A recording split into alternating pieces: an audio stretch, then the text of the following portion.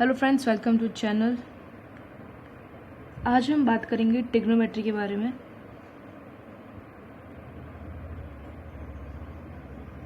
तो सबसे पहले थोड़ा सा इंट्रोडक्शन क्या है, देन उसके बाद हम आगे आइडेंटिटीज़, और जब तक आप मैथ्स पढ़ेंगे तो यूज़ तो करना ही आपको हमेशा ट्रिग्नोमेट्री को, सो इसलिए पार्ट काफ़ी इंपॉर्टेंट है।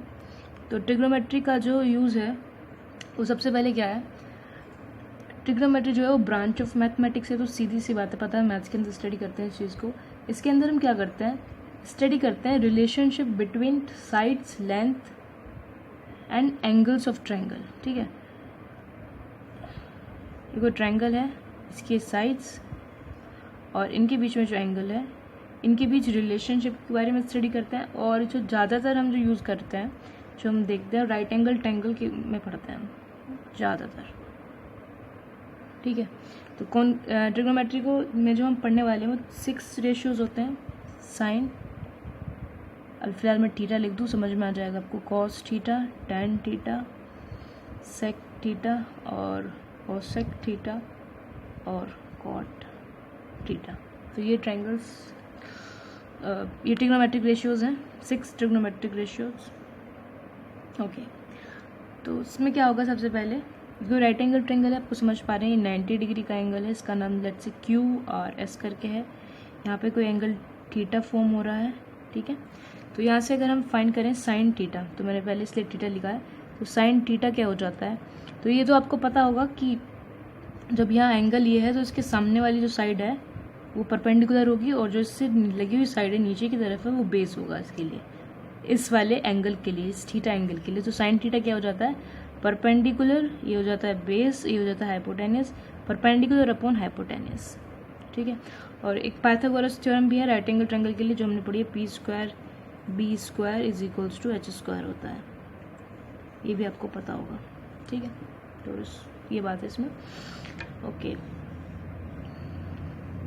कोस थीटा जो हो जाता है वो जाता है बेस अपॉन हाइपोटेनियस, यानी कि बेस अपॉन हाइपोटेनियस, और टेन थीटा हो जाता है परपेंडिकुलर अपॉन बेस, और साइन अपॉन कोस थीटा, यानी कि sine theta upon cos theta भी अगर हम करते हैं तो हमें पी अपॉन बी ही मिलेगा। तो आगे आप इस चीज़ का यूज़ कर सकते हैं, कई जगह क्वेश्चन में करना भी पड़ सकता है कि इस तरीके से ये फॉर्मूला ही समझ सकते हैं आपसे।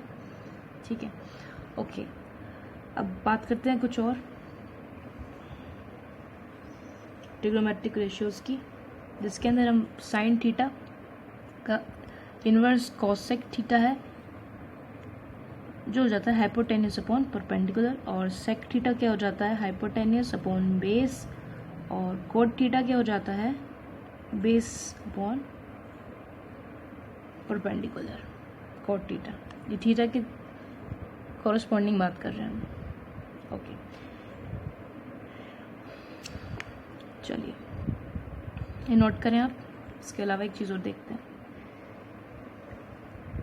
ये तो थीटा था, लेट से अगर ये एंगल फाई हो जाता, तो अगर हमसे कोई पूछे कि साइन फाई क्या होगा, तो साइन फाई क्या होगा, तो इस फाई, इस वाले एंगल के लिए, यानी जो फाई हमने मान लिया है, इसके लिए ये तो परपेंडिकुलर, अगर आप इधर से देखेंगे तो इसके सामने वाला क्या आ रहा है, ये वाली साइड आ रही है, तो ये तो परपेंडिकुलर है और ये बेस है, यानी कि आर क्यू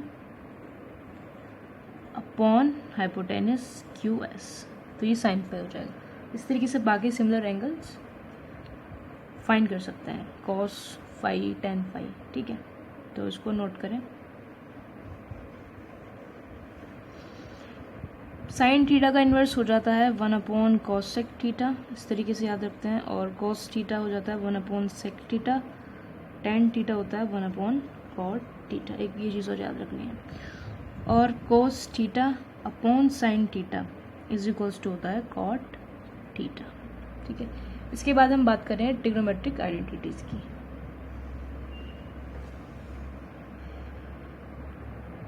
तो अब बात करते हैं ट्रिग्नोमेट्रिक आइडेंटिटीज की।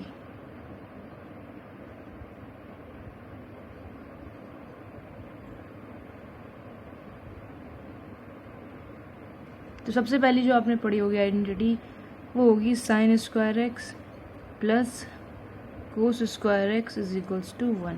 ठीक है, बाकी की दो भी होते हैं, उन्हें कैसे फॉर्म कर सकते हो, साइन स्क्वायर से डिवाइड करो इसे, साइन स्क्वायर एक्स तो 1 plus cos square upon sine square x क्या हो जाता है, कॉट स्क्वायर एक्स, और 1 अपॉन साइन स्क्वायर एक्स क्या होता है, कॉसेक स्क्वायर एक्स। जस्ट अभी आपको बताया था। फिर इसे डिवाइड करो,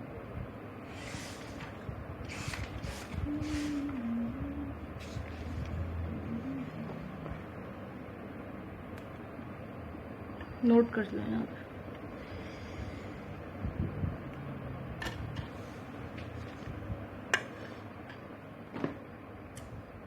एक होती है cos a प्लस बी, ये होती है cos a cos b minus sine a sine b।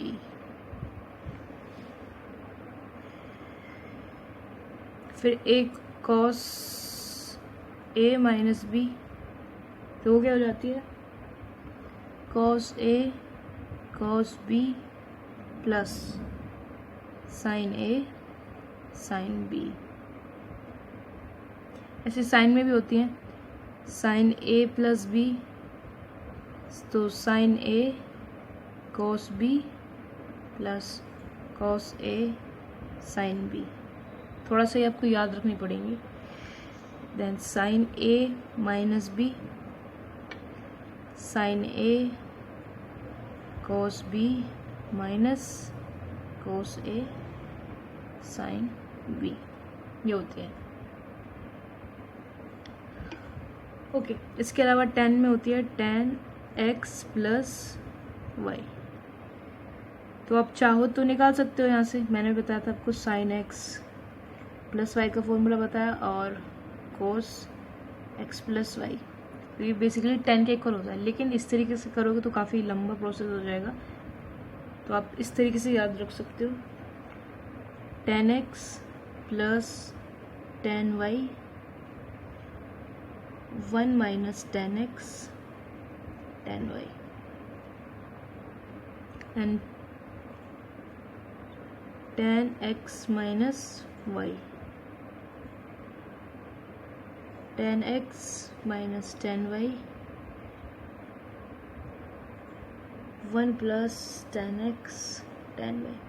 तो अगर मतलब कभी कंफ्यूजन हो सकता है कि यहाँ प्लस है और फिर माइनस वाली भी कि कहाँ प्लस क्या माइनस आ रहा है, तो सिर्फ इतनी सी बात को ध्यान रखना, जब आप tan x प्लस वाई कर रहे हो तो ऊपर आपको tan x plus tan y करना है, नीचे माइनस करना है। जब आप माइनस कर रहे हो तो आपको ऊपर माइनस, ऊपर का साइन सेम रखना है और नीचे उसका अपोजिट साइन रखना है। तो इस तरीके से याद रख सकते हो, बाकी तो आप अपने अकॉर्डिंग कैसी भी ट्रिक बना के यूज़ कर सकते हैं। साथ में हम कोटेक्स के बारे में पढ़ लेते हैं।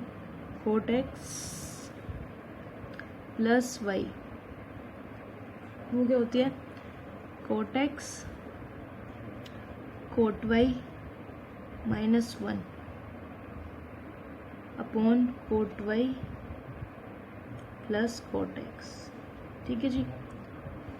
और इसके अलावा एक और है, इधर लिख देते हैं,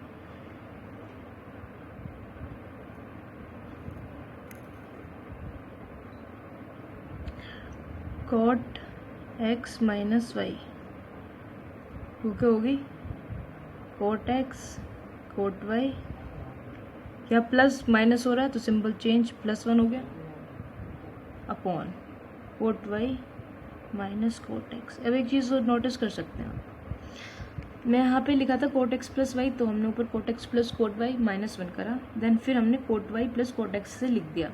हम इसे चाहते तो cot x plus cot y भी लिख सकते थे, प्लस की बात है, लेकिन मैंने इसको इसलिए ऐसे लिखा ताकि आप जब माइनस वाली आइडेंटिटीज़ याद करो तो उससे डायरेक्ट आपको ये फॉर्मेट याद करने में आसानी रहे।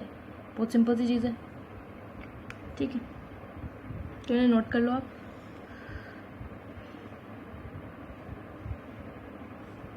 और अभी कुछ और आइडेंटिटीज फॉर्मेट करते हैं। या अगर हमसे पूछ ले